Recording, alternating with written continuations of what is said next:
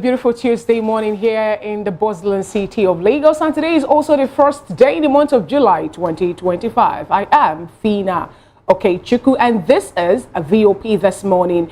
And today's show is an interesting one, you know, just like every other one we've been having on Voice of the People television. And one of the topic of conversation today is how Peter Obi declares 2027 presidential bid, says that he's willing to serve one term and hand over to the North, if that will be possible, come 2027. That shows he's going to be the president from 2027 till 2031, and then he will hand over to the North. Interesting one indeed. That is if he is elected. If he is, exactly. Well, it's a very beautiful morning right here in the city of Lagos, where we're broadcasting from. We bid you welcome this beautiful Tuesday morning, the first day in the month of July 2024. Yes, happy new month to you. From wherever you're watching and viewing us from today. My name is David Edwin, and it's a beautiful, beautiful privilege to be here because we know you're there. But again, we're looking at another major conversation where the APC vice chairman says Rivers Plateau Kano governors will soon join the party as Governor Mbawan's Southeast may dump PDP over leadership crisis. Well, these what we're talking about today in one of our major talking points for the morning. And reps raise alarm over 24 billion naira CCTV budget for Rivers government's house as residents urge Fubara to reveal terms of peace deal with Wike. I'm Moses Humphrey. Now let's look at a few other conversations that Nigerians are having. Nigerians on social media yesterday, Nigerians were really focused on quite a number of conversations. And one of them is the fact that President Bola Tinubu has formally established diplomatic ties with Nigeria and St. Lucia, marking a major step towards deeper engagement with the Eastern Caribbean country. Speaking before a special joint session of St. Lucia's Senate and House of Assembly, Tinubu proposed the creation of a joint commission for structured cooperation between Nigeria and the Organization of Eastern Caribbean States. Well, he also announced full scholarship for students from that part of the country, aimed at boosting cultural exchange and solidifying long-term bilateral relations. Interesting. The president Nigerians chimed in on this and asked why travel to St. Lucia? What is going on there? Is this some sort of FDI being brought to Nigeria? But it seems like Nigeria has more to give to St. Lucia than take from it. But St. Lucia is a pretty small country. Some would say it's, in fact, on the floor of their assembly yesterday, one of the speakers said, look, St. Lucia is the size of Etiosa local government area in Lagos. It's about 180,000 people. All right, so that's pretty small if you compare it to Nigeria's 250 million people. What is the essence of this visit to St. Lucia? And in fact, to think that the president intends to spend 10 days in St. Lucia, one starts to wonder, what exactly is this? What exactly does Nigeria stand to benefit from the Eastern Caribbean states? Yes, we might talk about slave trade movement, their ancestors coming from parts of Africa and Nigeria being part of it and the rest. But of what benefit truly is this relations, bilateral relations, of what benefit would it be to Nigeria in the long run? Well, we'll wait to see. Well, it's an interesting conversation because just like you rightly pointed out, just over 100,000 plus persons in St. Lucia. And as far as I can recall, when you look at the economic priorities, it tends to maybe give some level of questioning about why the president decide to have such bilateral ties with such very small country. But we're looking at the fact that he also did say that there would be free scholarship for students from that area.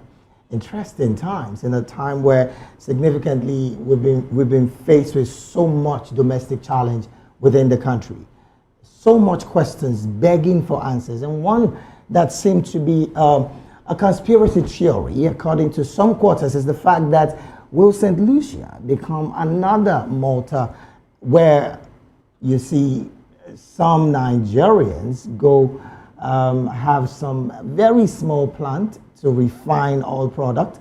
Is that what some persons are thinking that this is about? Again, like I said, conspiracy theory all around the place. But we'll wait to see how this develops, because yes, it is quite interesting to note that the president, of course, is representing Nigeria. That's the most important part of this conversation. Interesting. Sorry, Fina. Interesting. You mentioned the scholarship aspect. You know, we start to, and then the fact that a lot of Nigerians here are still struggling with the nail fund. Oh boy. Know, a lot of Nigerian students are having it difficult going to school because there is no money. We are.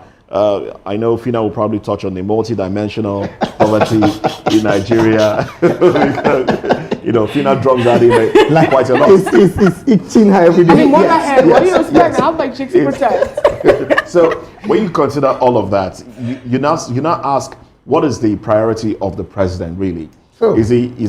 Is it about being good outside, being seen as, you know, a giant outside, but then within your people are trampled upon? This government seems to care less about the people. The president went to, you know, Benue the other time. Barely spent 12 hours. I'm not sure he spent up to 12 hours in Benue. And jetted out to Kaduna. You know, some Nigerians also pointed to the fact that he has never even slept a night outside Lagos and Abuja. I mean, outside Lagos since he got into office in Abuja. He has never stayed a night outside Lagos. No other state. But then he's spending 10 days in St. Lucia. We hear from St. Lucia, go to somewhere else. Is there some sort of, you know, plan on the way? Well, we don't know. We just wait to see. Okay, now Another hint. Multi-dimensional poverty, right? away from that, you know, the time I saw that the president will visit St. Lucia first, 2 days a working visit, and the other one happens to be on vacation. The first thing that comes to my mind is what is really happening in Nigeria. The same working visit and vacation he went for barely 2 months ago in Paris, from Paris to London and all that, and boom, he's back again. And then we thought that he's going to spend little time with Nigerians, and he's out. When I saw the fact, when I watched the video where he was making some pronouncements, even to the point that he made mention of the scholarship, I felt bad. The reason I felt the way I felt was the fact that we lost, I think, 17 soldiers in Niger State. And the president couldn't go to Niger State to, you know, at least commiserate with the people who lost their lives trying to protect Nigeria as a nation. We're losing military personnel now to the cold hands of terrorists. And the president couldn't think of diverting the money he's using on that scholarship now at this point in time from Nigerians, because it is not his personal money, to take care of the insecurity that bedeviled this nation thus far. And he was very, very fast and swift to rush down to the Eastern Caribbean nation to start making pronouncements. And he was telling Nigerians that the reason was it bothers so much on the fact that you share so many things in common, have so many things in common with them, the culture, the norms, the fact that some of them and us too share the same ancestral home and all that. For me, it's a bit laughable, because the last time I checked, Philip Pierre did not tell the world that he's in need of anything. He's managing his home very well. We don't have an issue of insecurity in St. Lucia. We don't have any issues of people suffering multidimensional poverty in St. Lucia. We don't have people who are hungry. We don't have workers who are protesting. We don't have people who are being, you know, subjected to one loan or another they're going to pay off after 2 years. And we don't have job opportunities in Nigeria. We don't have a nation. They don't have, I'm talking about St. Lucia now, they don't have, you know, some of the things that we in Nigeria are battling with. And boom, someone abandoned the 200 and some fraction million persons to go to a country that have just 180,000 to say, I'm going to do this and that for them. It's laughable. It's called measuring on the minor and minoring on the major. And when this actually broke out on social media yesterday, especially on X.com, many persons were defending this. Some persons were like, the president is doing the right thing, he's where he should be, blah, blah, blah. Others were saying that, why would the president jet out? Some people, they have so many things that they made mention to. And then some Nigerians decided to do their digging and their finding, which actually, I'm not going to really dwell on because it's still an alleged point, Yes, it's still an alleged point. But all the same, when David was talking about the Malta, the blending plant, NNPCL, this, and that, people will also point fingers to the fact that it was just barely, I think, 2 weeks or 1 week or thereabout, that something happened in this particular Eastern Caribbean nation. And now a president is going there to spend 7 good days, 1 whole week. What is it going there to do in a place, in a country that we've been told that the place is not even okay the way it should be because of the syndicates moving around in the little Caribbean nation? Isn't that going to be a bit dangerous for the president to go there to spend a whole 7 days, a whole 1 week? I was thinking that as a father of the nation, he would have rushed back to Nigeria to take care of the people, take care of the children, take care of the lives that have been entrusted in him the day he took the oath of office to protect lives and properties of Nigerians. But is it what it is? In Nigeria, the politicians, as the case may be, they will still make you understand the game of interest. So I believe his interest is now in St. Lucia, no longer in Nigeria. Interesting conversation there. When you say politics, a game of interest, I mean, that's just what it is. But let's get to another major trending conversation that made the round yesterday. The People's Democratic Party, PDP, has officially reaffirmed Senator Samuel Ayaw as its national secretary, bringing an end to weeks of internal conflicts over the position. The resolution was made during the party's 100 NEC meeting in Abuja, which focused on addressing issues raised in recent consultations with INEC. However, tensions remains as PDP chieftain Body George condemned the heavy police presence that blocked access to the party's secretariat earlier, warning of the potential consequences of such actions on national stability. Well, I saw this story yesterday, and interestingly, that's reaffirms weeks of internal conflicts within the PDP, and of course, highlighting ongoing factionalism within that party. And one goes to ask several questions. The decline in public confidence in the PDP, particularly among younger voters, becomes very, very, very important for the opposition like PDP to take seriously important. Because looking at the fact that, yes, they're still struggling internally, having issues, fine. The secretary to the party, the position have been settled. But it goes to another level of conversation where you see the Southeasterners saying, look, as it stands, we might just back out of this whole conversation because inclusivity is not seen within the party. So much questions, to be asked. On the part of police presence, that, of course, Body George did mention, it goes to tell you how much of national instability we are having when it comes to security operatives, even amongst the people. You have that amount of police presence, but in some other quarters of the country, you don't even see any. And then insecurity, I beg your pardon, is bedeviling the nation on several fronts. So much conversation around this kind of stories that comes across us every day. But then again, is the PDP a strong opposition that Nigerians will want to consider if 2027 was to be tomorrow? Huge question there, but then we'll go from there on. For me, I don't see the internal wrangling in PDP ending anytime soon. Sorry to say, with all due respect to that party, actually. I don't see the reason. Today, we have a faction, Dabagun faction, telling us this is what it is. We have Anyanwu to be there, and we have 11 members out of the National Working Committee Council saying we are not going to support Anyanwu to come back and continue being our national secretary. Reason is that he said, or rather, he went to vie for a position which he lost to. Right. He lost in Imo State, so he should forget about coming back as a national chairman. These are the little loopholes that they have in their constitution as a party, because the parties did not put it down specifically to say, if you're going to vie for another position, you are dropping it immediately, but they give that room for the people that maybe they believe they will not really scale through or win, so for them to fall back again to their position, and that actually happens to be what happened in PDP that made some persons, we have Wike's faction, fighting the people who also believe that if Anyanwu has gone out to say, I'm going to vie for a gubernatorial position, candidacy position, and imagine him winning that position. He wouldn't have come back, but because he lost, he came back again to say he want to be the national, secretary of PDP. But the only part of this I want to react to is the fact that they've scheduled another NEC meeting in line with INEC regulation, which will be on July 23rd. I'm seeing that particular July 23rd NEC meeting of PDP having a different phase entirely, because some persons yesterday were aggrieved.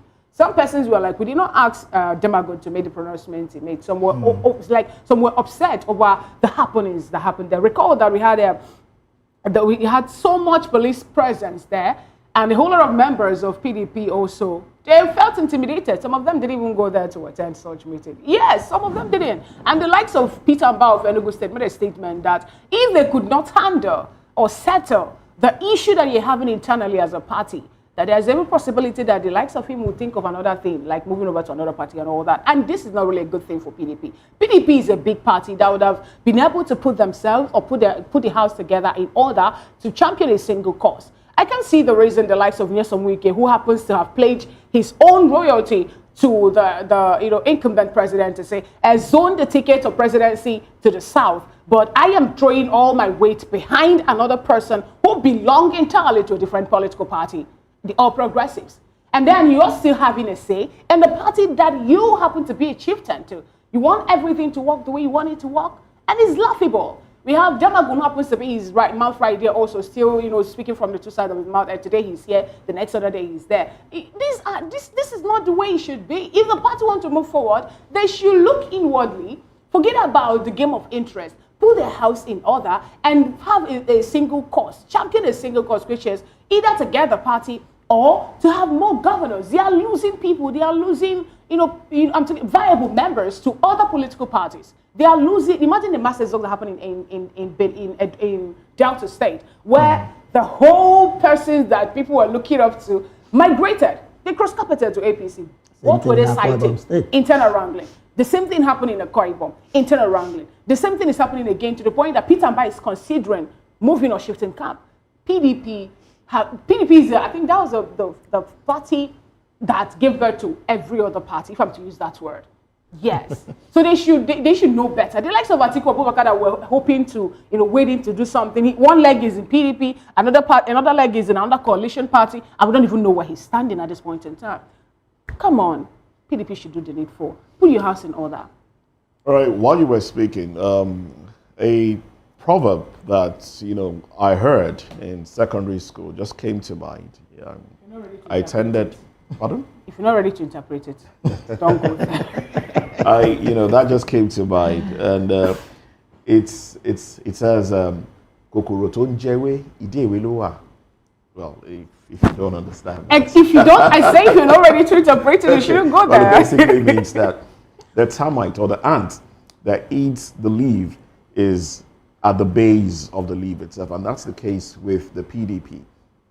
It's really unfortunate that we've seen the PDP get to this level. The PDP is crawling, and I do not blame any governor that wants to leave the PDP, because with the internal wrangling and the inability of the PDP to put forward one person as the national secretary, of course, it will go a long way when it's time for electioneering, when it's time for the governors to maybe run again or do party politics and the rest. It will play an impact. It will have a negative impact for that matter. So I do not blame anybody. Peter Mbao said, look, Southeast governors may move. Yes, it's expected. And like Fina rightly pointed out, the Wike camp, I saw a video yesterday where Wike was dancing and saying, we won. Those that felt that they could impose somebody on us. We've defeated them. It's a house, the PDP is a house divided against itself.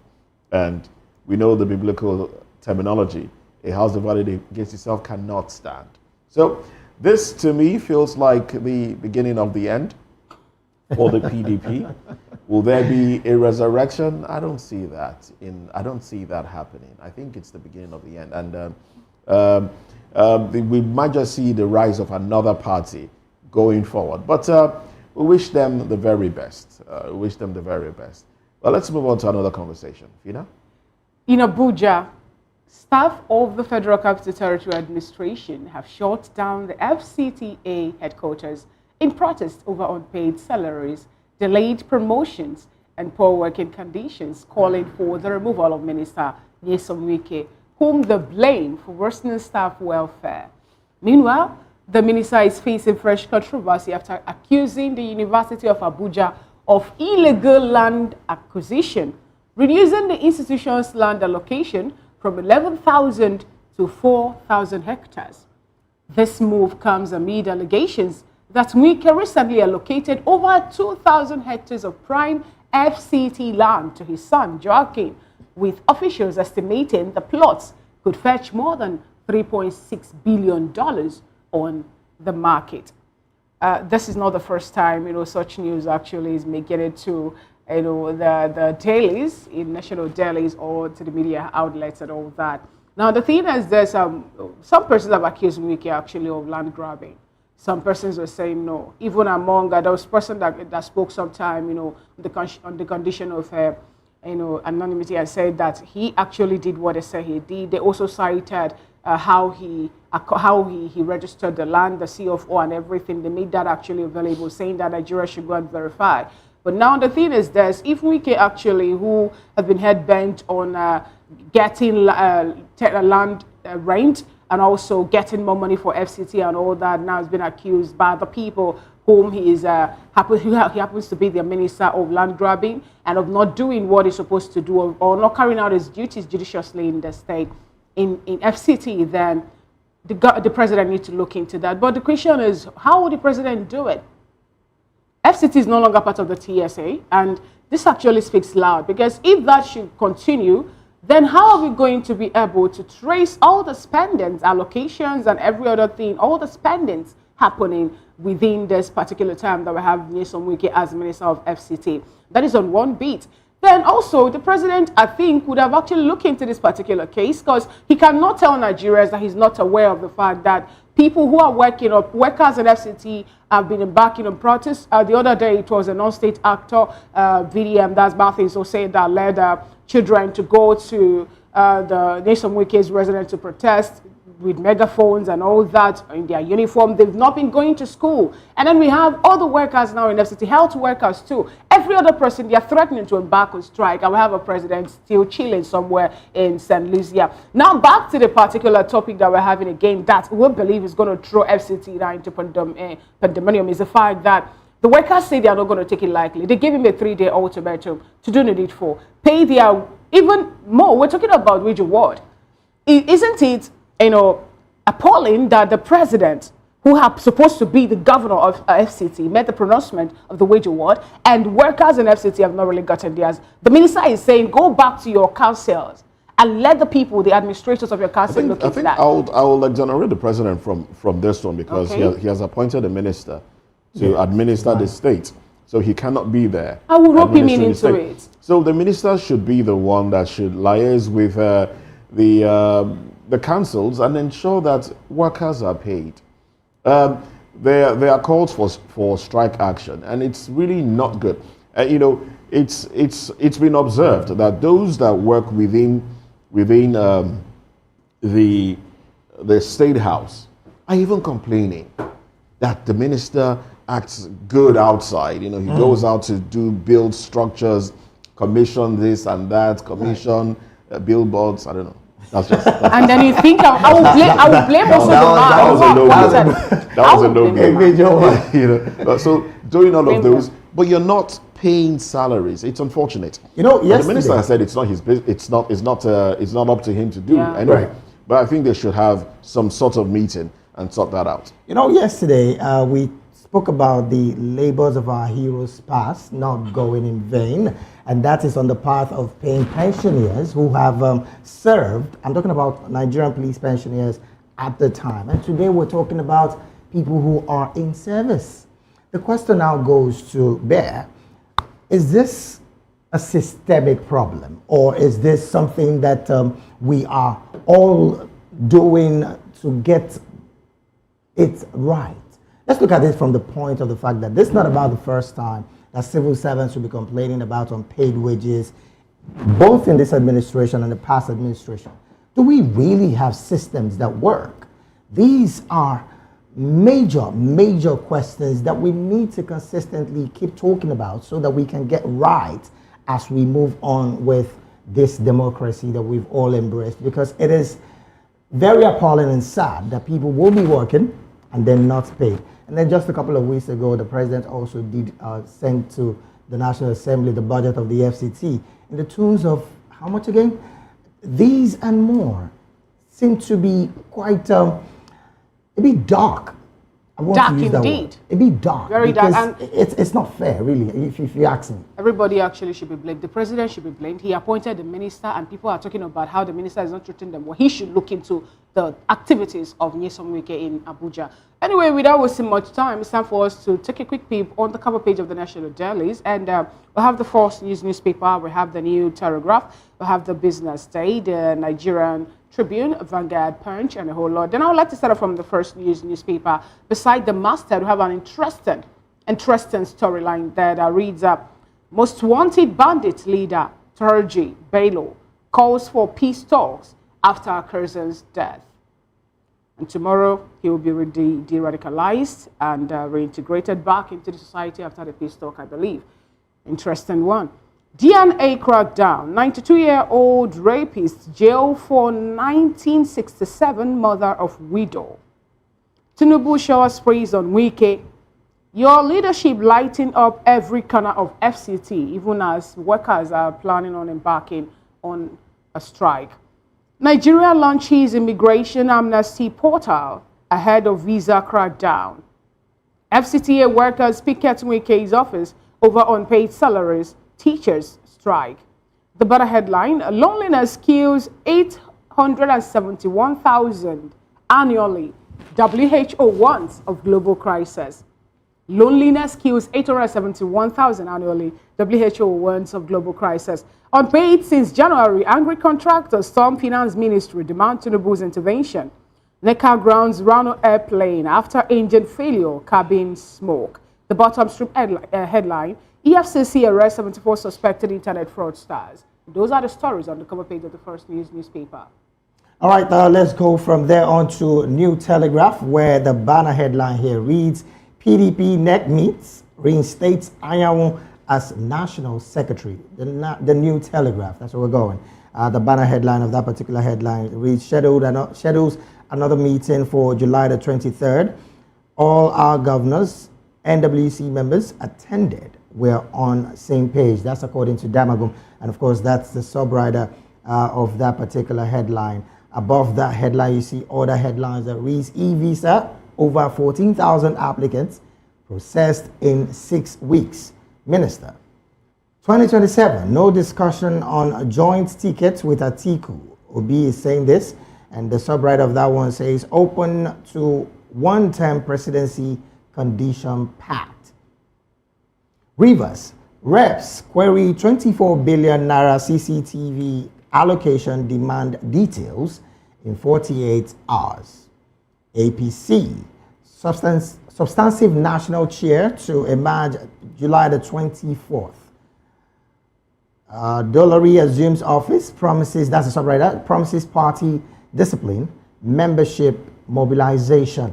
But that's the subwriter of that particular headline that I read earlier. Above the nameplates there, other headlines read, one Nigerian equity hits 13.2 trillion naira, driven by improved earnings, reforms. And subwriter adds, June adds 5.52 trillion naira. CBN, Nigeria posts $3.73 billion trade surplus amid rising non-oil exports.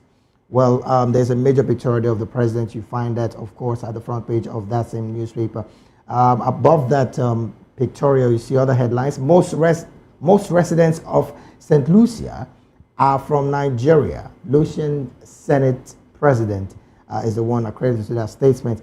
Power, frustration as vandalism, deaths impacts TCN's performance.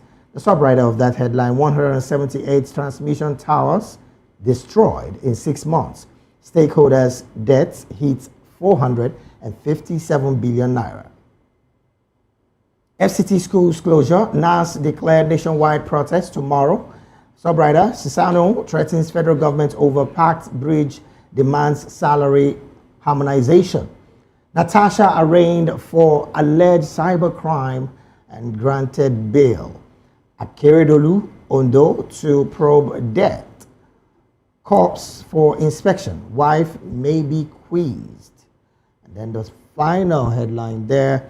Good nap can make problem-solving tasks easier, according to some studies. Well, these are, of course, the headlines right at the front page of the New Telegraph. Well, because of our time, let's jump to the main conversation. Peter Obi declares 2027 presidential bid, says he's willing to serve one term and hand over to the North.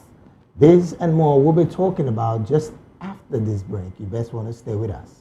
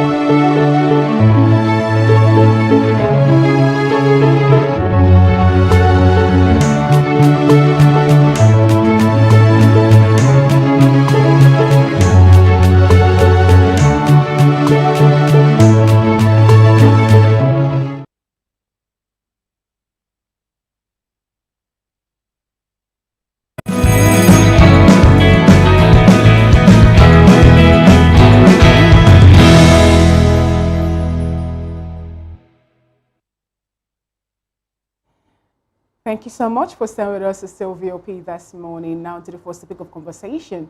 Labour Party's 2023 presidential candidate, Mr. Peter Gregory Obi, has declared his willingness to honor any coalition arrangements that will limit him to a single term in office and facilitate a power shift to the north by 2031.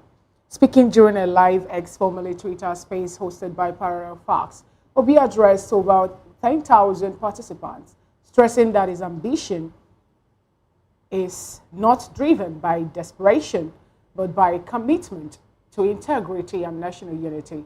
He affirmed that respecting coalition agreements and zoning arrangements is a mark of political maturity. Obi reiterated his vision for a Nigeria that works for all citizens, stating that personal attacks or name-calling did not distract him from the goal of national transformation. He made it clear that unlike past leaders who take on the role of Minister of Petroleum, his focus would be on security, pledging to take direct responsibility for ensuring safety across the country. His remarks reflect a leadership style rooted in civility, discipline, and a deep concern for the welfare of Nigerians people. We have with us in the studio Prince Francis Chilaka, who is in the studio in the capacity of a public affairs analyst. And also joining us from our Oka studio is a doctor, Dr. Dennis Ekembeze, who happens to be the former Vice Chairman, Governing Council of Nigeria Institute of Public Relations. Good morning. Thank you so much, gentlemen. Good morning, Fina. Good morning, Dr. Dennis Ekembeze. Good morning. It's my pleasure hearing from you. All right. Let me start off with you now, Prince Francis Chilaka. Interesting point we're getting from Peter Gregory Obi here. Recall there was this X space hashtag Peter Obi that trended, and Nigerians participated. Over 10,000 of persons, were there in that particular space, and he fielded answers and questions from people who were asking about his intention in 2027. He made a statement that he doesn't mind joining a coalition that will bring in just him, serving one-term bid in Nigeria before handing over to the North. What is your broad reaction to this particular statement by Peter Obi? Well, it's not just that it's been said by Peter Obi. We need to be very sincere and frank with ourselves in this country. We have an unconstitutional arrangement. And that unconstitutional arrangement is that the North will do 8 years, the South will do 8 years. Right. And I think that it is only commonsensical that that is upheld. No matter what happens, it should be upheld. Now, if it has to change, let it also be changed after both the North and the South have completed those 8 years. Already we know that the South is running the first 4 years of its 8 years. And so if there has to be a change of government, it's still proper that it is the Southerner that occupies. But at this point in time, the northern parts of Nigeria or their political elites are aggrieved, saying that no, the North actually is being short, they are being shortchanged at this point in time, citing 1999 to be the time of their calculation.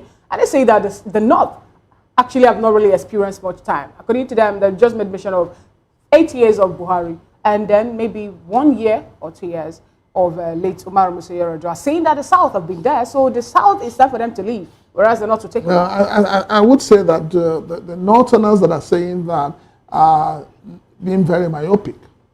You don't shift the goalposts when the match has started, just because you think that every player is playing it to corner, so you now move the goalpost to corner so you can have a goal. No, I think that the North, the political elites in the North, need to be sincere with themselves. And that sincerity is that they must uphold what is, what has been agreed. Okay. It's not constitutional, but it has been agreed amongst them. By who and who? Right, by the it's amongst the politicians. And if we're talking about this agreement, now if you think it's an agreement, take it back to when Nigeria gained independence in 1960. The North have been within the corridors of power.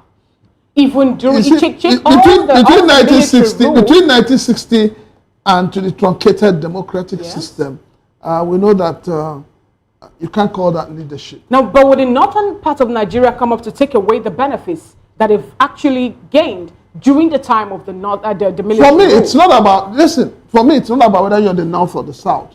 Right. For me, it's about the development of Nigeria. All right. Then. So if the North has held power, have held sway for how many years, and we have the highest number of multidimensional poverty in the North, then their leaders should be ashamed of themselves. Okay. Well, let's take this conversation to Dr. Dennis Ekembeze. Now, Doctor, it's been established that this gentleman's agreement between all the regions in Nigeria is not constitutional. It's not. When taken to court, will it make any impact, really? So if Peter Obi says, look, I'm not desperate, but I'm eager to fix Nigeria and I can run 4 years. I go home and rest.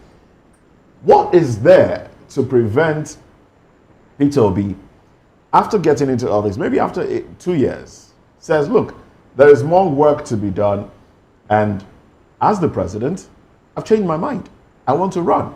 What is there to prevent him deciding to run, seeing that this agreement, this handshake across the regions, cannot be presented in court? I like that word handshake across the Niger. And coming back to Anambra State, you will recall that P2B was part of the people who established the zoning system in Anambra State. He ran for 8 years. His successor, Chief Obiano, ran for another 8 years.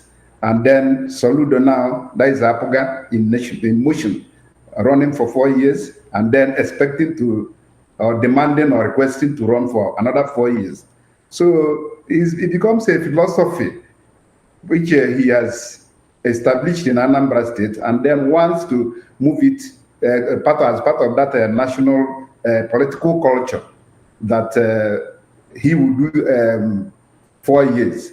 And if you recall, if you take an insight on what happened after the death of Yaradua, and why the North was vehement that Jonathan should be kicked out, it's just to maintain that 8 years, 4 years, and that they lost 4 years with the death of Umaru Yaradua, and then came in Buhari to do 8 years. So in a game of politics, I think it also equates that law of demand and supply in economics. If demand or supply on the side of P2B to do 4 years, and then at the middle, he says he wants to do another 4 years. Well, the question he's already said that he wants to run on credibility, on reputation. Okay, Doctor, I'm going to stay with you. Will he go back to lose his reputation and the credibility? And that's the question. What if the people voted him in? What if the people insisted that he's going to stay there, after the 4 years elapsed? What if the people actually drags him back to continue being there with their votes? It becomes people's mandate. It's the people. So right. if the people gives him the mandate, well, it's the people that are said. Doctor, I'm going to stay with you. Doctor, I'm going to stay with you on this. It's understandable that, of course, Mr. Peter Obi at this point is saying, look, coalition, fantastic.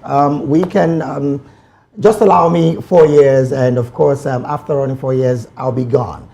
Like my colleague rightly said, a gentleman handshake. But let's look at it from the broader overview. Coalition is, some quarters have said, is mixed up with several, and of course, several interests and people with several ideologies coming together. Historically, coalition agreements have always have this breakage when, of course, one person is feeling aggrieved that the other person is not holding on to the agreement. Do you think Mr. Peter Obi has what it takes to reconcile these historic conversation of breaking coalition agreements with this kind of statement that he has made? Because some quarters have said his party, where he ran for the last time out, the Labour Party, are having internal rancors that he has not settled. Why jump ship to want to join the coalition to have a new place and, of course, a car that will drive him to power? Well, let us give him that benefit of doubt. Let us give him that the audacity of hope, and also let us allow him also to achieve his dream, his objective, and then be able to. It is when you reach the bridge that you will now know how to cross it. And the issue of whatever that has happened is not only the person. I do say it somewhere that all these politicians emerged from either PDP or the other side, and they have been migrating from one party to another in order to maintain or to achieve or to actualize that their particular interest. Of course, the most important thing in politics is interest. It's not friendship. It's not a enmity. Interest. It's a permanent interest. Where is his interest? To be the president of Nigeria. Who will give him that mandate? The people. If the people decide that yes, we are voting him in, then good luck to him. Okay, Dr. So allow him to land, and let us also follow him to reach the bridge and know how to cross it. Interesting one at this point in time. Now, let's bring it back to the studio. Allowing him to land, and when we get to the bridge, we'll see how it happens. I'm talking about what Dr. Dennis now made mention of. When Peter Obi also was answering the question, he made mention of him not being interested in Minister of Petroleum. This particular one now is what I need you to help us walk around. Is there anything so special in being the Minister of Petroleum in Nigeria? Remember that when Goodluck Ebele Jonathan was the president, he was not the Minister of Petroleum. He gave it to someone, Desiani Alison and Madueke, to help man. And then we could recall also what transpired within that particular sector till today. Oil is the major revenue generation of Nigeria.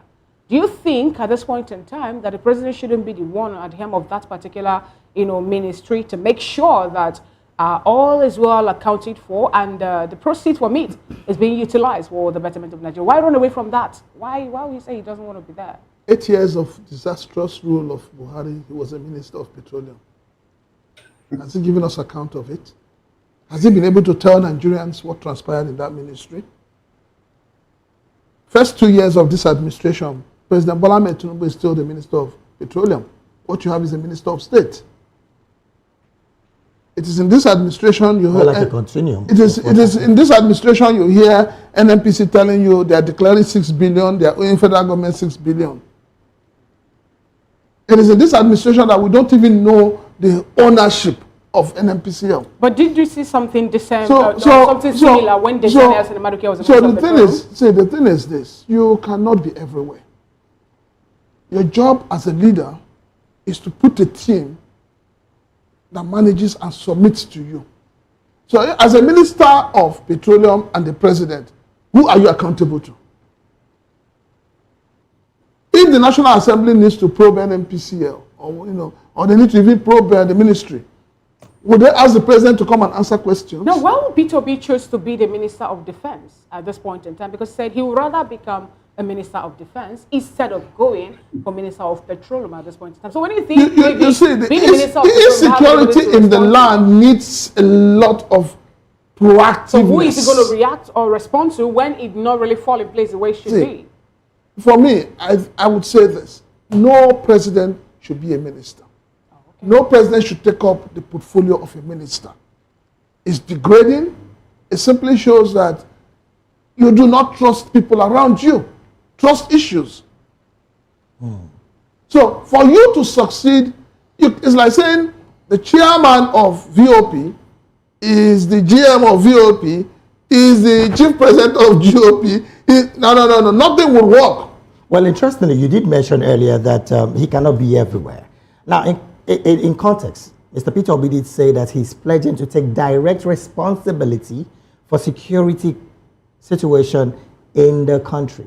Now, looking at these kind of conversation in a time where insecurity have bedeviled Nigeria to the largest scale, you would recall the last time when former President Goodluck Jonathan was trying to stamp out insecurity. There were some calls from the north saying that, allegedly, of course, that he's killing their people. If these kind of conversations should crop up, let's say, for instance, Mr. Peter Obi gets into power, and this kind of situation crops up again, what do you think there's the possibility of Mr. Peter Obi handing off as against the fear of what the international organizations are going to be saying afterwards would be? Well, if you're going to be looking at what the international committee is going to be saying, we wouldn't be where we are today. It is our stupidity. It's short-sightedness, it is myopic and lack of leadership that has made this insecurity become the bane of our problem. Nigerians are too sentimental. And you do not solve a problem being sentimental. Our leaders are not truthful to themselves, as well as not being truthful to the people. If your child is a thief, and your child gets arrested by the police, and then you come and tell the police not to punish that child because it's your child, you are creating a monster out of that child. They say, I begin when a papa sent to go thief, now they use less catado. Fear not the day in body. So So when the northern elders and northern elites were shouting, "You are decimating our children," they did not expect what they are seeing today. Look at what happened in Kwara yesterday. They did not expect it. The insecurity we have in Nigeria today has become a cancer. And you cannot take cancer from the surface. You need to go underneath to remove it. And for us to curb insecurity, we need to be sincere to ourselves. All right, John. This whole idea of reintegration and rehabilitating of Boko Haram or whatever is madness.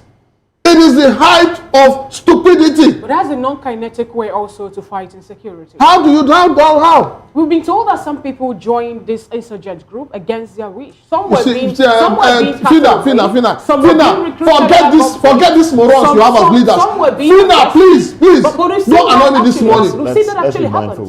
We've seen that actually happen. Fina, some were being gassed into joining them. Fina, in the southeast, youths have been arrested and tagged IPOP, tagged ESN. Don't they have a right to be reintegrated back into the society? All right. Don't they have a right? Are you not saying that everybody in the southeast that you have tagged as IPOP, they voluntarily joined IPOP? But we've not had any of them coming up to say that they were being sent to do that. Let's the people in the north that you are saying repentant, who made them repentant? Prince Francis, let's come back to the conversation on the table, talking about coalition talks and Peter Obi declaring that yes, he will run one term. Let's come back to that conversation. Now, Atiku has also indicated interest in running, and right now he's about 78. So, are we going to see a situation where Atiku and Peter Obi will decide that, okay, you go, after 4 years, then I will come and run? If that happens, he would be 82 at the time.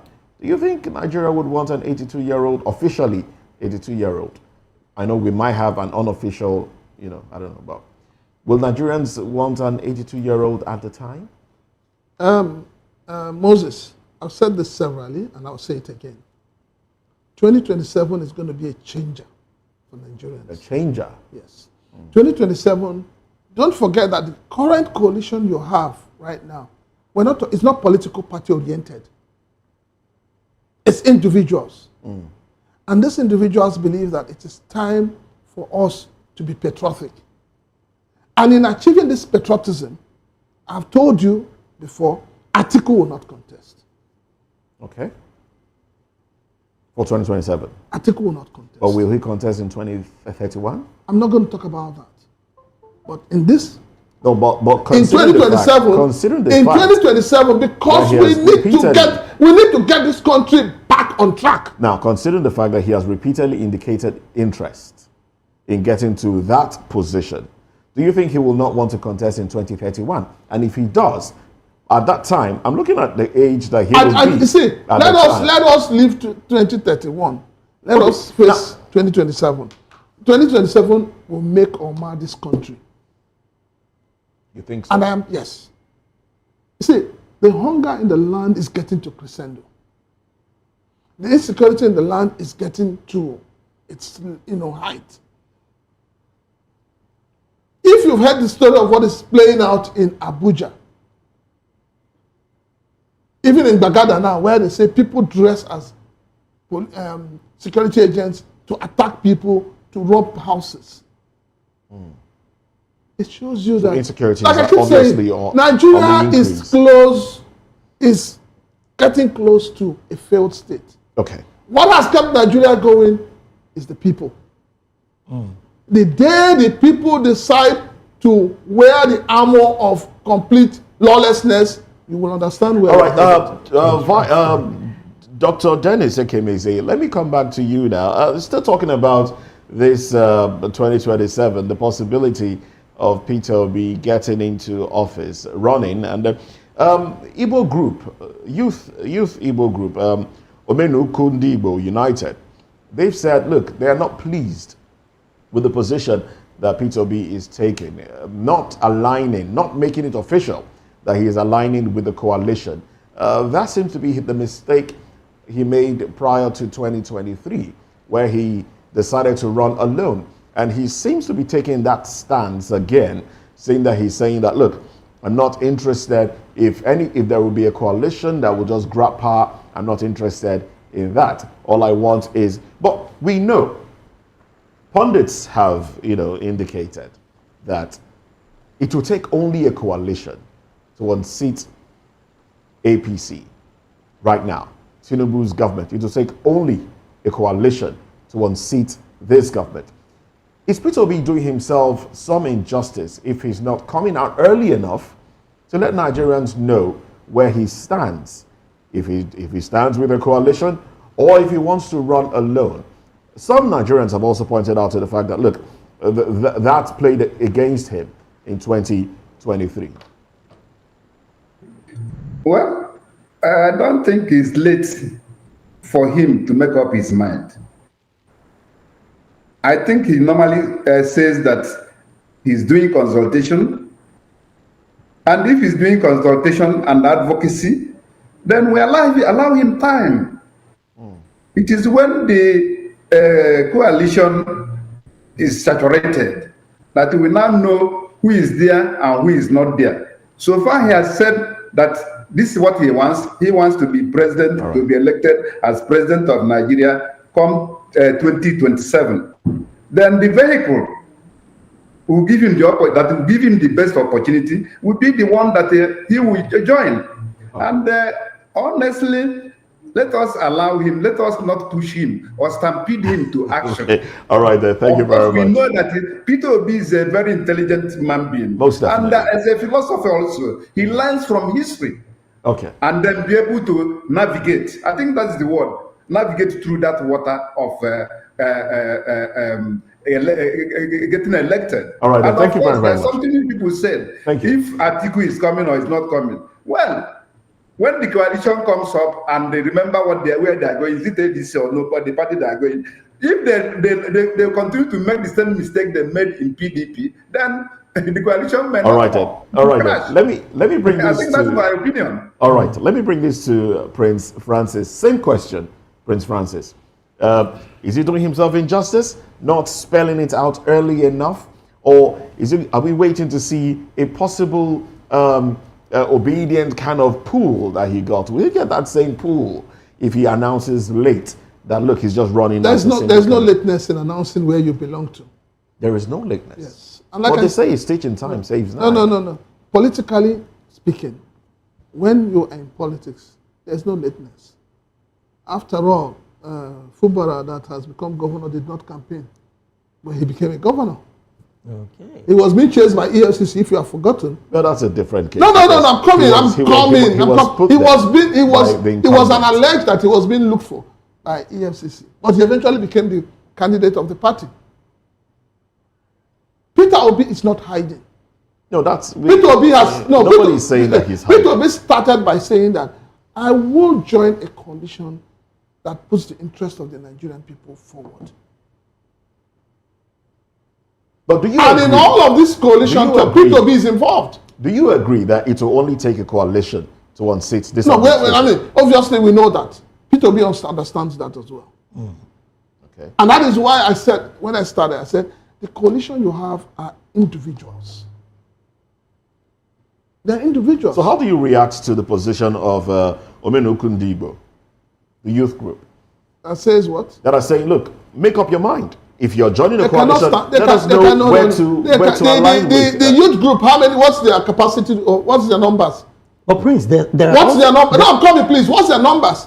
In the last 2023 election, how many of these youth groups came out to support Peter Obi? There are also the conversation that how many of them? Some of the obedient movements are also saying the same thing. That their principles seem not to be... the obedient the obedience are intact. We're not moved. You think so? You think so? I am an obedient. Yes, I won't deny it. Now, we are not moved. We know that at the appropriate time,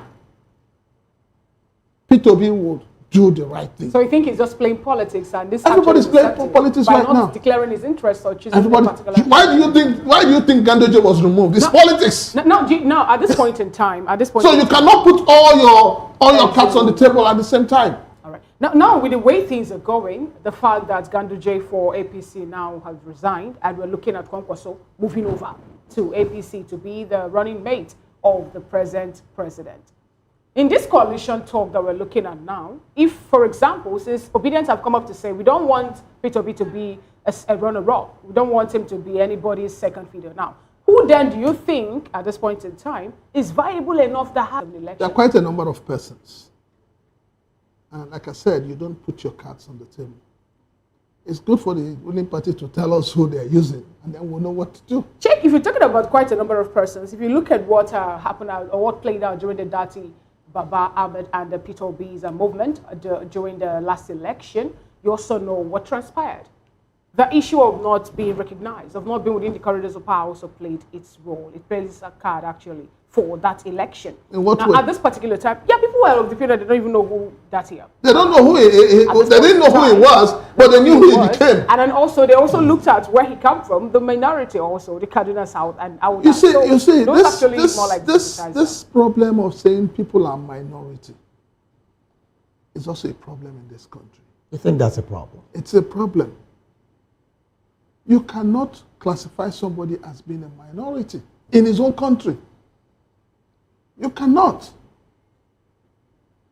So wherever you come from, so long as you're able to deliver, to give proper governance, to give accountability of yourself, people should not be employed because of where they come from, or because of their looks, or because of their religion. Okay. People should be employed because they're able to profess solutions. We need to custom on this conversation, but I'd like to find out, in one sentence possibly, the single-term commitment as credited to Mr. Peter Obi. You think this is a strategic move on his part to wanting to get to the seat of power, owing to the fact that a lot of persons have said he knows exactly what the situation in the country is when it comes to problem situations that have, of course, not going to take 4 years to get sorted.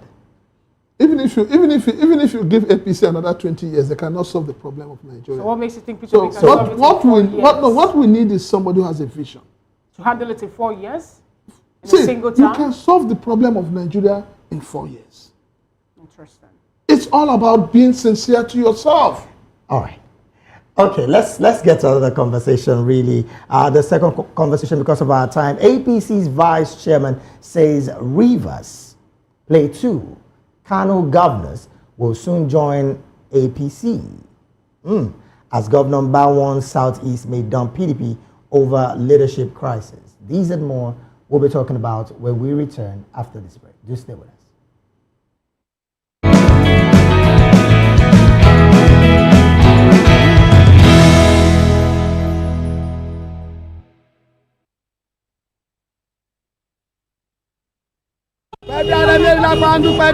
Good morning! It's the start of a beautiful day. Well, start your day right with a healthy dose of news, fun, and inspiration.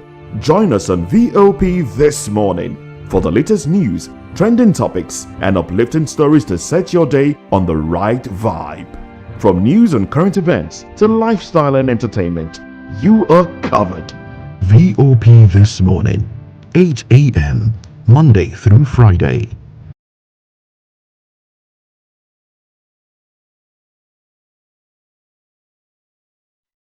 We encourage you to click on the like button and subscribe to our YouTube channel. We are Voice of the People TV. Also follow us on all our social media platforms. We are at VOP TV Live.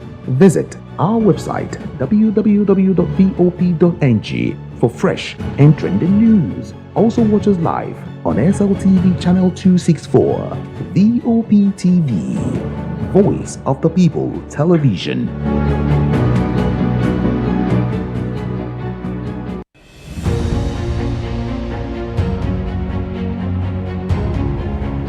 We are the station that brings you stories from the people's perspective. We'll let your voice be heard. On Political Lens, we'll bring you deeper insights into happenings within the politics. We create equality of representative opinion and fairness in politics, economic and diverse conversations. Here we bring you breaking news, fresh perspectives, as well as fact-based analysis. Watch our extraordinary shows from the People's Voice, where we get to amplify the stories and concerns of everyday Nigerians, to hashtag. To Health Check, where we share practical wellness tips and bring you deep insights from medical professionals. Maritime Frontiers will dissect issues on port operations and more. Every time we talk about sport, it's everything that has to do with sport, from the top to the finish. Just be with us, stay with us all of the time. We give you sporting activities just as you unfold, and that's what we do, and that's why we are called Voice of the People TV, and you already know. We got you all covered. Here, you have more than a voice.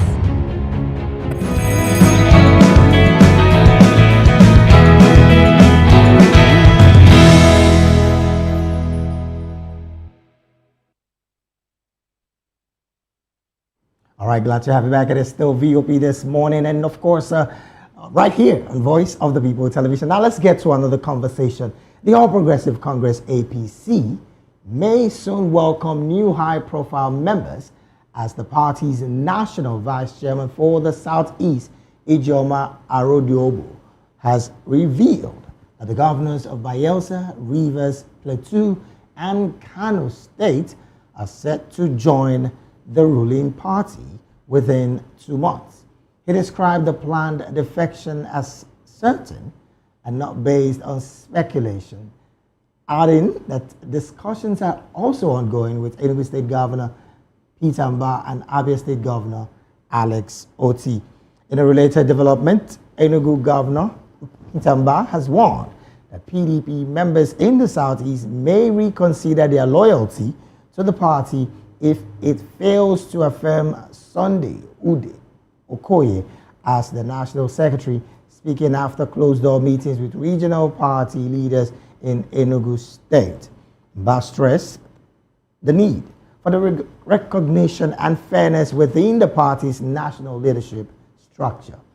Interesting conversation. Well, we have with us in the studio right now Barrister Darlington Agumo, who is Voice of the People TV's in-house political affairs analyst, and of course a legal practitioner. And yes, from our Port Harcourt studio, we still have with us Dr. Dennis Ekemezie, PhD, former Vice Chairman, Governing Council of Nigerian Institute of Public Relations. He's joining us virtually from Oka this morning. Well, I'm going to start with you, Dr. Dennis. This conversation of defection is consistently getting the light of the day in our political space in Nigeria. What's your broad overview about all of this? Plus, the fact that Peter Mbah is saying that he's also going to jump ship, just like you found Governor Omar of Akwa Ibom did some weeks ago. What's your broad overview of all of this going into 2027, as it were? Well, thank you. That's part of democracy in action. That's part of democracy in action, in which the manifestation of imagining political culture, of aggregating interests of our leaders, political leaders. And it explains where would one belong in order to get his interests actualized, political interest, political leadership. And such interest is the acquisition of political power, empowerment, political empowerment, so that the beneficiary will be able to utilize it for the benefit of himself and for his people. Of course, you know, that we say is inspired by the interests of the people. Right, right. Now, I want to find out from you as well, given the historical context of party loyalty amongst this politician, do you think the APC as a party is fully ready to integrate these men with different ideologies and, of course, different plans inside of them? Well, we are trying to introduce the politics of scatter and gather. You scatter and gather, and that is the process, that is what is going on. That will culminate in what Dolly Parton told us, that she wore a coat of many colors. And when such a rainbow comes out, you know the implications. Yes, it may actualize to get better fruits. Of course, you know, as time goes on, the interest, as I earlier said, some of them that will want to acquire political power, leadership, political power, empowerment, and will not be able to actualize this in that particular party, will now also look for another place to defect. Of course, he call it defection. For me, it's the campion. It's political prostitution. Okay. No matter the name you give it. It's prostitution in politics. All right. No, Dr. Dennis, you talked about situation in politics and all that. You also talked about, testing popularity. Now, what stops these people who have been elected on a particular political platform to, say they are no longer going to carry the position that they are enjoying or the benefits of that particular position that the people in the party give to them before moving over to another one? For example, if you look at the members of the state assembly who migrated or who cross-carpeted from PDP to APC, we have an election act that talked about, the people dropping their position, going for another re-election, for them now to prove their popularity with the people and the new party that are going to join before cross-carpeting. But yeah, to see them still move over with the glory being given to them by another political party to another one. What stops them from saying we are not going to be, or rather we are leaving our seat vacant as we cross-carpet for us to be elected under another election? Well, theoretically, that's supposed to be. And then I just see to get and the question is connected. It's connected. Go on, Dr. Dennis, if you can hear me, please. Sorry for that interjection. Go on. Can you hear me, Dr. Dennis? I would like you to unmute your device, please, so that we can hear you. I need to get your submission on that before I bring it to the studio. All right, as it's like we're having a little glitch with that. Now, Barrister Darlington, same question to you at this point in time. What do you think it is that is making these people who have been elected under a particular political platform from dropping even their position and going on to test their popularity, by another vote or another election being conducted? I think something is going on here that Nigerians do not understand, because this is unusual. I have been thinking myself that what is it that is making all these people run to APC with all the bad governance, with all the infamy, with all the hardship they have brought upon Nigeria? One thing is very clear, because I have been looking at the person involved here. It is either they are under spiritual or physical attack that they don't even know. Seriously, because it is unusual. How do you run to somebody who have been pursuing you and you know what they call Stockholm syndrome? When you now see your tormentor as your messiah. Okay, Peter Mbada spoke. He's a member of the PDP. Yes. With the crisis rocking the PDP, do you think it's safe for any governor to want to continue to run under the PDP? Please, Mr. Okoro. Mr. Moses, yes. Do you say that because you are having problem in your house, you now pack your load and go to another man's house to stay? Please answer me. If the house is safe. If the house is safe, Barrister. It didn't get me. Do you say because you are having problem in your own house? Don't you foresee a situation whereby when these governors, those that intend to run again, decide to run in 2027, don't you foresee some problem arising from who signs what, who is approved to run, and that making their case difficult to fight in court? Then you don't run to the house of the man that is causing problem in your party. Imagine if all the PDP people should come out today and take all of them and say, look, INEC, you must do this or do that, or even go to a National Assembly. Embarrass them. Come out in your numbers. But some say, bring your friends close and your enemies close. No, this is not what is playing out here. This is not what is playing out here. What I'm talking about, how do you run to the man you know very well that is causing your problem? You now go and we don't know very well. If we don't know very well, you don't know the APC. All we have are allegations. Please, when something is clear and very obvious, you don't need to push it. Okay. Is this spirit that is causing problem in PDP? Is this spirit? But With all we have said and done, and with the support he's getting from Tinubu, do you need to start guessing where the problem is coming from? Do you need to start guessing, or do you need to start speculating? Okay, so are you concluding that that's where the problem I am not concluding. They said it themselves. Wike told you he will put fire. Did not use that word. He will put fire in the state who are interfering in the River State. And you see the fire raging, and you are seeing the role he's playing, and you are still asking questions. Yeah, but this is not about River State now. This is about the soul of the PDP. In fact, the genesis of that problem started from River State, that some people interfered. And we can want to prove to them that he's the Alpha and Omega because he's getting some backing somewhere. From the revelation made by the APC, the vice chairman of the Southeast, he did not just talk about PDP governors coming over to join APC at this point in time. He made mention of even the governor of Kano State, who we know has been elected under the NNPP platform. And he also talked about other governors actually joining or moving over to APC in the next two months. He made that to be a revelation now at this point in time. So what do you have to say about it? Because it's no longer a PDP thing. It's more like a general thing at this point in time in Nigeria. In fact, I would be so happy if some governor from the north will join this. Are we going to see APC implode anytime soon? I mean, no, we have said this severally, and it's going to happen.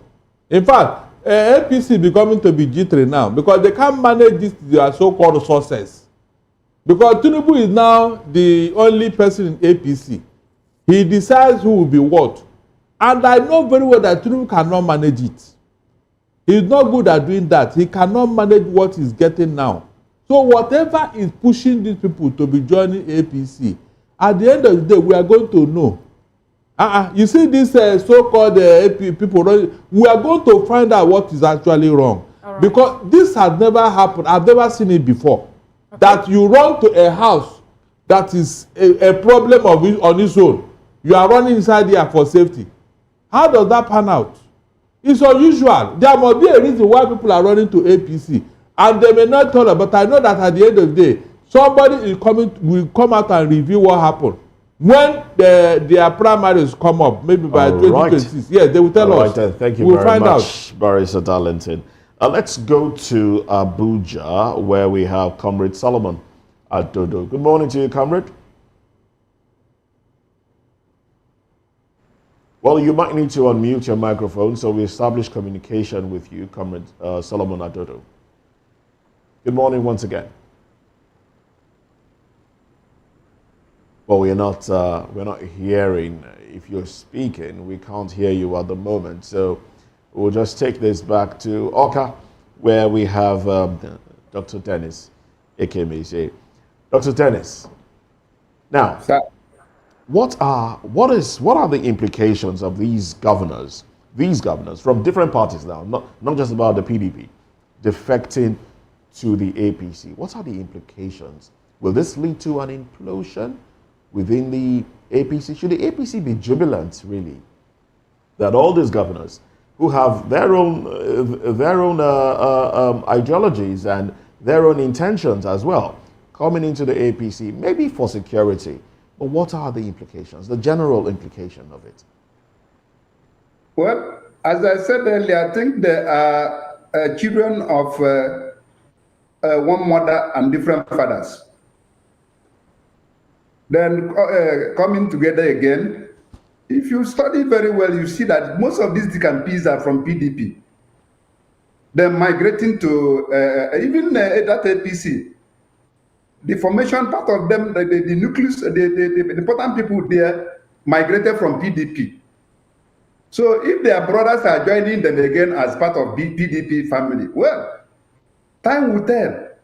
If you look at the National Assembly, within the Senate, Honorable Neda Imasuen, who was of the Labour Party, has defected to the APC.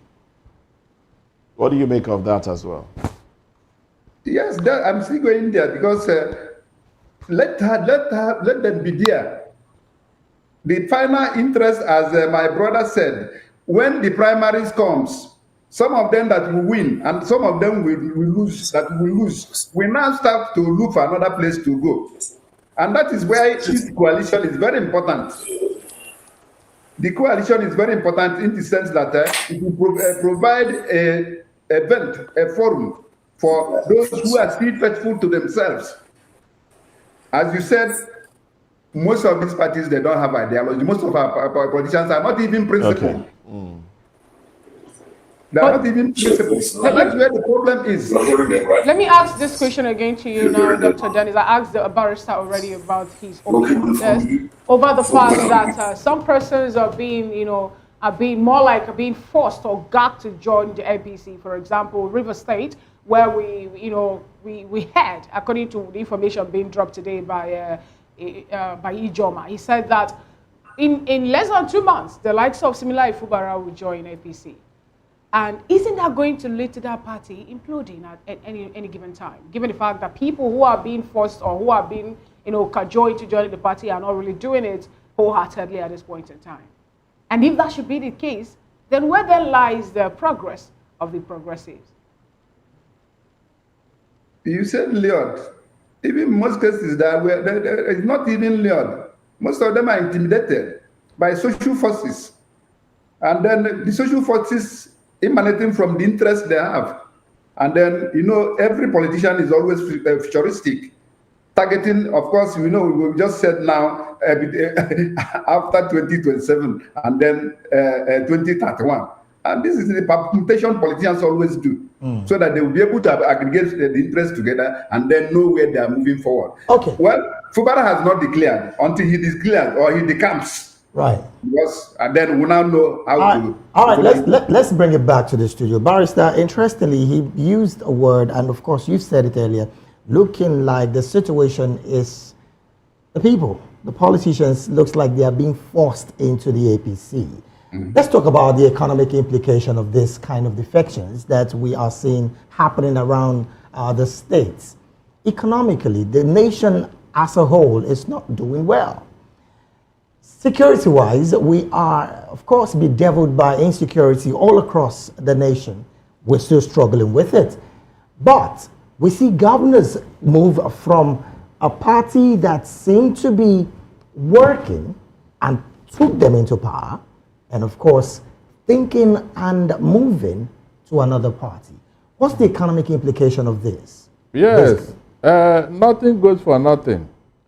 Did you remember when Buhari was about to leave office and he was looking for somebody that will replace him and all that? There was this permutation that he will hand over to people from the south here, somebody from the southeast or south. And what happened? They now started giving Dave Umahi some money through the back door. And the man was building projects, doing all sorts of things. And I was thinking that something is wrong somewhere. Pronto, he jumped over to APC, preparatory to getting the ticket. At the end of the day, they shut him down. They now went to Akwa Ibom, that was Ben Ayade. They equally muted the idea to him. And he started doing something. He said, nobody was asking, where did you get this money? Your allocation on IGR, it doesn't add up. So where is the money coming from? Nobody, but we knew what was going on. At the end of the day, you saw what happened. So what I'm saying in essence is that you see all this money, they say governors are getting more whatever. It's not only from FAC. David, you quote me, it's not only from FAC. They are being induced. And that's it. People follow the money. They can't tell me that they are doing this thing with ordinary eye. It's not possible. They are being induced from behind this thing. Let me tell you, this is the 4th time the National Assembly have called the CBN governor and Minister of Finance. Come and explain to us. There are money that you people are not remitting. Where are you putting the money? Where is it going to? Since this administration come on board, 4 times, they have called the 2 of them. And when it comes to financial issues, the CBN and the Minister of Finance, they should be held accountable. They should know. The national, 4 times they have called them. Come and explain to us. Barrister, this one and this one. At this point in time, is it the person who gives the money or the people who decided to sell their birthright to get the money? No, I am coming. Now, If they are being induced and they believe that this money is their own allocation or their own share, whatever, if they have collected this money, they say, please, can you know this is so that you can get more money, why not come over? Do you think the governor will waste time to do that? Because I've been saying it doesn't add up. You don't go to a place you are not certain, you are not sure. Before you move, the other governor must have told you, oh boy, why not join them? Look at what they are doing here. If you come, you get the same thing. So with all of this development, barrister, is there the possibility that we're heading to a one-party state? I am praying that we go there. David, I am praying that we go there. Maybe that thing they are running away from, that word revolution, they will bring it by themselves. Let them call it by themselves. Because what we are talking about, they will not take us serious. Because I've always said it has never happened in Nigeria. This is unusual. This is unusual. It has never happened. And that my spirit is telling me that something is wrong somewhere. And until they get there, they will not listen to anybody. That's the truth. All right, then let's go back to Abuja and try to establish contact with Comrade Solomon. Comrade, good morning once again. I do believe we have been able to fix your audio so we can speak with you. You might need to unmute your microphone now, Comrade. Go ahead. Hello, Comrade. Well, we can see you now. We can see you now, but I don't know if you can hear me.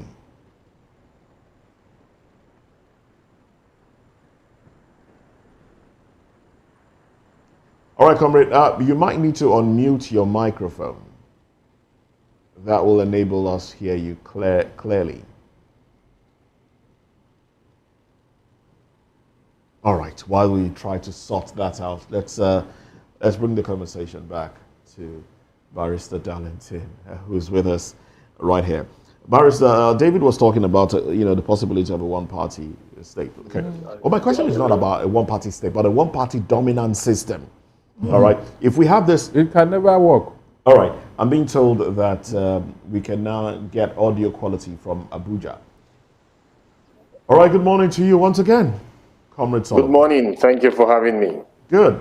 Thank you. Thank you for being here with us. Now, let me stay with you on the possibility of what it seems to be now, a one-party dominant system.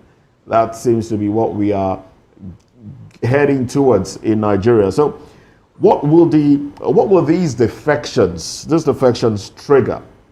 What do you think they will trigger? Some have said they might trigger some sort of backlash within the local politics in these areas where governors are moving from traditional parties to the APC. One of them is Akwa Ibom, where some aggrieved PDP members are saying, look, this was not what we were promised. And will our interest be upheld in the APC? So take us through your view on what this will have, what impact this will have in the long run. Okay, thank you very much. First of all, as the president of the National Youth Council of Nigeria, our concern will be on how this will affect the youth and how this will also lead to jobs creation and overall national development. We know the essence of opposition political parties, which is to ensure that they keep the mainstream party on its toes. But what we have had lately from most of the opposition is a kind of checkered, unstable, incoherent opposition that rather than focusing on issues have decided to play to the gallery. So we realize that the defections you're seeing presently, particularly like that of Akwa Ibom State, is a defection for an alignment and partnership. From our own perspective, we believe this will rather be congruent with the vision of Mr. President towards accelerated economic development and jobs creation. For instance, if you followed what the governor of Akwa Ibom State spoke about on the day of his defection, one of the key requests being made was for the development of the Ibom deep sea port, which in itself will create jobs for the youth. It will open new vistas for economic development and growth. it will also be a form of diversification for the Nigerian economy. So that is that. But on the political side, of course, you know, the political gladiators will also be wanting to know, what do we get from it? What will be our position as we move from here to there? So that one is left for them to sort out. But we want to look at it from the development perspective. And All right, so far, we've seen what we have seen. Interesting points you have made there. But there seems to be a focus on structural development as against human capacity development. Because, I mean, I'm tempted to go into our third conversation already. But how do you relate the two when bridges are constructed, roads are built, but then the people cannot go to school, salaries are not being paid? How do you balance the two? There has to be a balance. There has to be a very significant balance, because we've also seen challenges in some instances where some governments at different level, whether state or local government, do not play their own bit or do not do their own part. However, they go hand in glove. They go in partnership. They go in tandem, and they should be together. Structural development and human development, all of them should be congruent. All of them should flow together as one. Okay. And so for such areas where we have a deficit or a lopsided development, it behooves on those leaders to be on their toes. So it's on the leaders now. Because the first things, yes, the leaders particularly. Because you see, for the citizenry, it is for the citizenry to cry. And we do not want a situation where the cries will snowball into protest. We at the National Youth Council of Nigeria, we have decided to be an effective bridge between the government and the youth. All right, So the National Youth buffer Council point- of Nigeria, you guys are in Abuja. Yes. We'll come back to you and talk We're about... all over the country. Okay. We'll talk more about that because we see protests erupting in Abuja. I would like to know your take on some of that. Most of it due to salaries and pensions not being paid. But we'll come back to that later. That will be in our third conversation. But Barrister Darlington, I saw you're shaking your head in fact, is that Moses, disappointment or disagreement? I am highly disappointed, seriously. So, for you to bring infrastructure development in a state, the state had to give up their political leaning.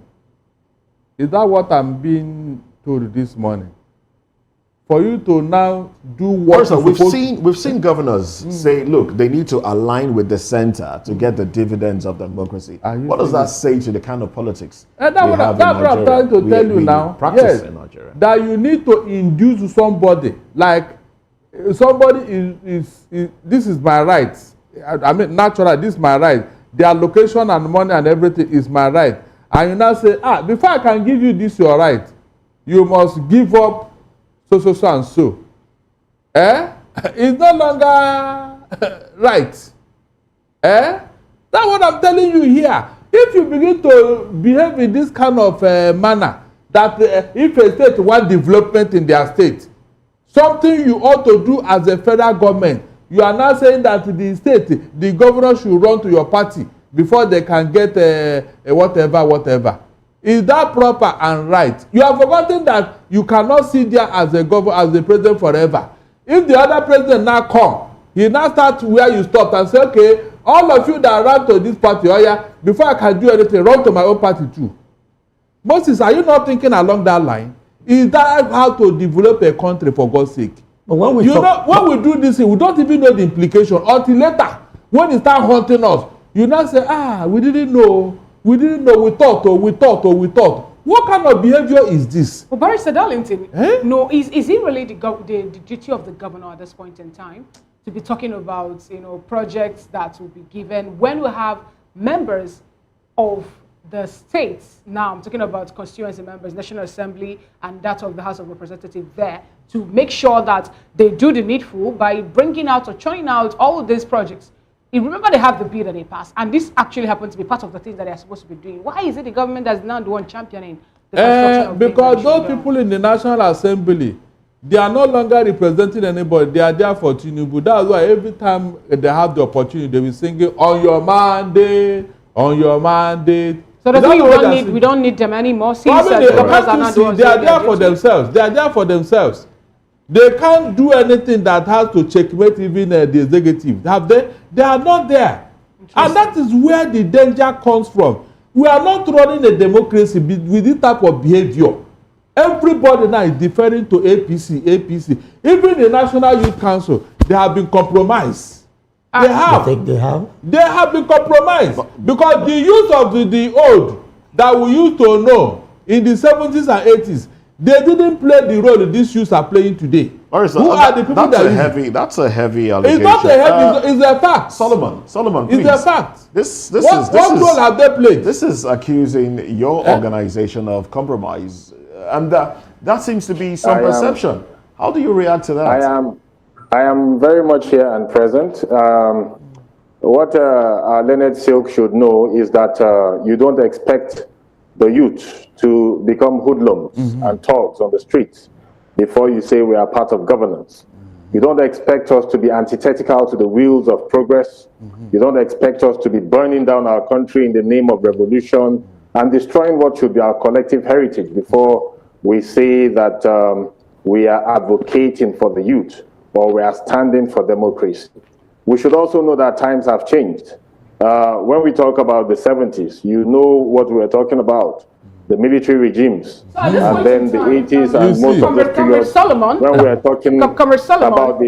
In less than 30 seconds, can you just help Nigerians now, especially the youth, understand the role the National Youth Council is playing at this point in time to make sure that they benefit from all that the present administration have actually promised us? Because we are lack of time. I want to move on to the third topic of conversation. Just enumerate, tell us what we're doing. The role of the National Youth Council of Nigeria is to be a bridge between the government and the youth. What has that actually? What have you been achieving? What have you been able to achieve? We start being a bridge. The intermediary now at this point in time. You didn't. I didn't get that question. You said your role is to be a bridge between the government and the people, right? Yes. And I'm asking, what actually have we achieved with that, the intercessory part that we're playing as a member of the National Youth Council? Well, what happened? What have you actually, tell us in clear terms. Okay, in the very achievements clear you've terms, gotten, yes. In very clear terms, since the onset of this government, there have been trainings for the 3 MTT programs. There have been also trainings on renewable energy, and we have production fields which are already ongoing. There have been trainings in agriculture and empowerment of the youth in agriculture. So we've seen new entrepreneurs emerge. What we are looking at is to see new vistas of jobs creation, is to see accelerated development, and to also combat the rising prices of food in our markets. Is it why the farmers are not in farmland? Because and that is why the Youth Council has also come in with innovations. So as we speak presently, there is a partnership with the government where we are having farm cities that will be more secure, manned by young Nigerians with innovative technologies, where we also have our own security. And then there is also the value addition part to it. We have programs of government where the youth have also keyed into from the Bank of Industry for financing and for funding. We have access to improved seed facilities. Okay, thank you so much. Thank you so much, Mr. We are Solomon. partnering with the Ministry of Livestock, thank you so much, Mr. Solomon, and so many other things we are doing. We'll look into that actually during this particular topic that we're moving into at this point in time. Let's just get to the third conversation. Exactly. Sorry? Let's get to the third conversation because of our time, quickly. Okay, you have accepted what he said, have you? No, we'll definitely get to all of that. We'll get to all of the reasons. Okay, no problem. All right, to the third, the House of Representatives ad hoc committee, on Rivers State has issued a 48-hour ultimatum to the state's sole administrator that's Vice Admiral Iboke Teyibas retired, demanding a full breakdown of major allocations in the proposed 2025 budget. The committee, led by House Majority Leader Julius Ihambere, raised serious concerns over questionable line items in the 1.48 trillion naira appropriation bill, including 24 billion naira allocated for CCTV installations in the government house. Well, lawmakers also queried 30 billion naira set aside for gunboats and 23 billion in contingency reserves, requesting justification and proper documentation, including the medium-term expenditure framework. Meanwhile, the residents of Rivers State are demanding full disclosure of the peace deal conditions agreed upon by suspended Governor Siminalayi Fubara and the Minister of the Federal Capital Territory, Nyesom Wike. They argue that the reconciliation affects the entire state and not just the two political figures. The citizens also appealed to President Bola Tinubu to lift the state of emergency imposed on March 18, 2025, and reinstate Governor Fubara, insisting the circumstances that triggered the emergency have now been resolved.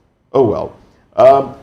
Focusing on the budget presented by the sole administrator, 1.48 trillion naira.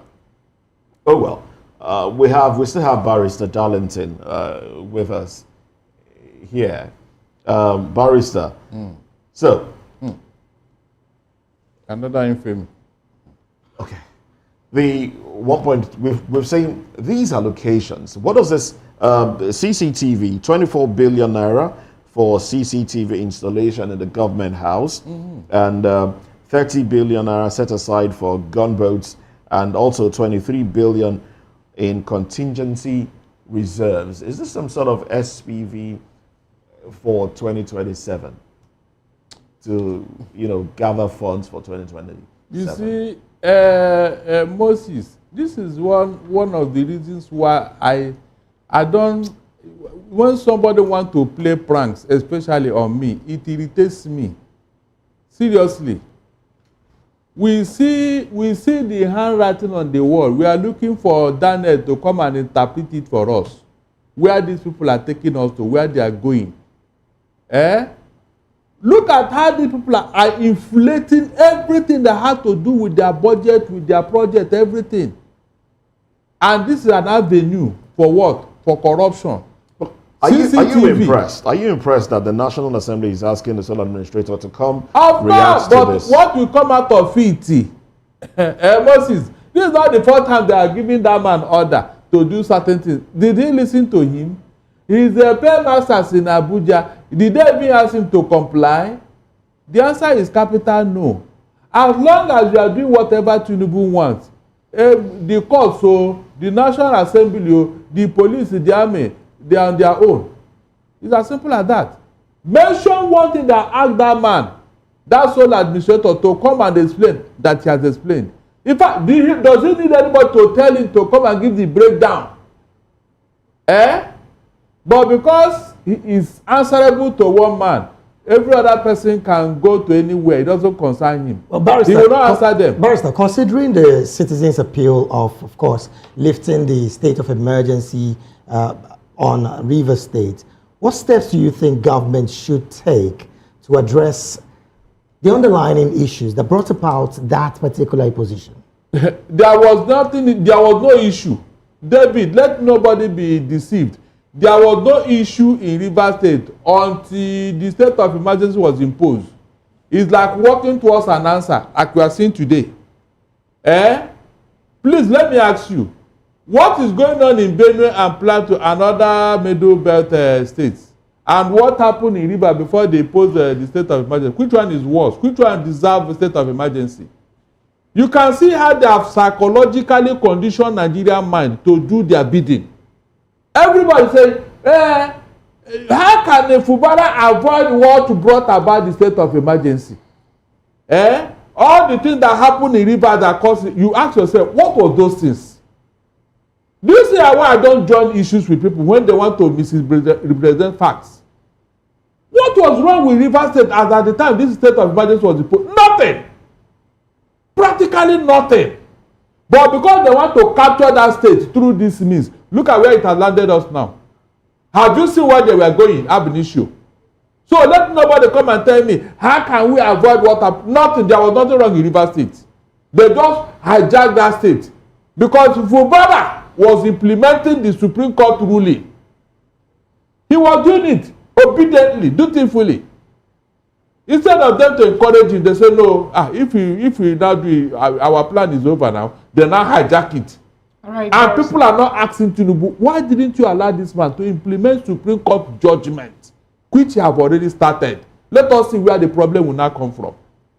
Nobody's doing that. You can see how people are being conditioned to believe falsehood. That means tomorrow he can use the same system, manipulate it in another way, and then get away with it. And we'll still be saying, yes, he did it. If not for him, in fact, River State would have burned. Benue is burning. The northern leaders are telling, go bring state of emergency where insecurity is drowning all of us. Yet he didn't do anything. Thank you so very much. He didn't do anything. Let's go to Abuja, where we still have Comrade Solomon, who is the current president of the National Youth Wing. Now, what is your broad overview, really, of the conversation, the ongoing conversation in Rivers State? And of course, with these kind of developments unveiling to Nigerians, do you think that anything very meaningful might come out of all of these conversations of the National Assembly calling, of course, on the administrator to come explain these kind of funds? First of all, we must commend the National Assembly for performing their roles of checking the executive. And we have a situation where in Nigeria, it's like the story of the proverbial man, his son, and their donkey. When the man was on the donkey, they said, oh, why are you so wicked? Your son should be there. And when the son was on the donkey, they said, oh, why are you so stupid and disrespectful? Your father should be on it. And when they both were on the donkey, the people laughed at them and said, you are wicked. Why burdening this beast so much? Until they had to hang the donkey on their shoulder, which was their only prized asset, and they lost it. And so when the legislature wakes up to its duty, they will be criticized. When the legislature chooses to partner or be in congruence with the executive on some points that are of interest to the nation, they will still be criticized. But you see, the thing is, what must be done, and it should be done rightly so. So the invitation by the House of Representatives is very much in order. And we trust that there will be a thorough grilling of the whole process. Like my compatriot, barrister, has stated there, that there might be some inflated figures. And if there are inflated figures, it is the duty of the National Assembly to beam the lights and conduct very thorough checks to ensure that corrections will be made before implementation, so that resources of the Nigerian state will not be lost to waste. Okay. So it is a very welcome development. All right. Now, as we coast home, and of course, while you give your final thoughts, Barrister, let me just ask him this. Do you think that a state of emergency declared in Rivers State was justified enough as compared to other states, and of course, the insecurity that we find in those states? As you give your concluding thoughts as well. There is this poem on the road not taken. When you don't take a road, you will not know what should have been there. But we see what was going on in Rivers State was going to be something that would have consumed the entire South-South region. It would have brought militancy of an untold dimension back to life again. It would have crippled the Nigerian state. We saw a situation where non-state actors were being heavily armed in everyday life. Comrade, this is you assuming. This is you assuming, and I really want you to really be specific. That is not an assumption. That's an assumption, because what you just said is an assumption. But let's face no, it's the not fact. An assumption, because that was the direction it was going. I asked a direct question, and I need you to answer directly. What happened in Benue State and other states in Nigeria? Can we clearly identify these two states and say it is justifiable enough? Let's not assume. Let's educate Nigerians. That's my direct question to you. I want you to give me a very direct answer if you can. But if you can't, let's have your concluding thoughts as we wrap up this conversation. This is a direct answer to you. What we had in Rivers State, where individuals were brandishing weapons of all sorts and threatening the sovereignty of Nigeria, warranted a state of emergency. We'll take that to be a conclusion. Barrister, conclude that in 30 seconds. Now, in fact, I thank God, though. I thank God. When I told you that they have been compromised, look at it. He just exposed himself.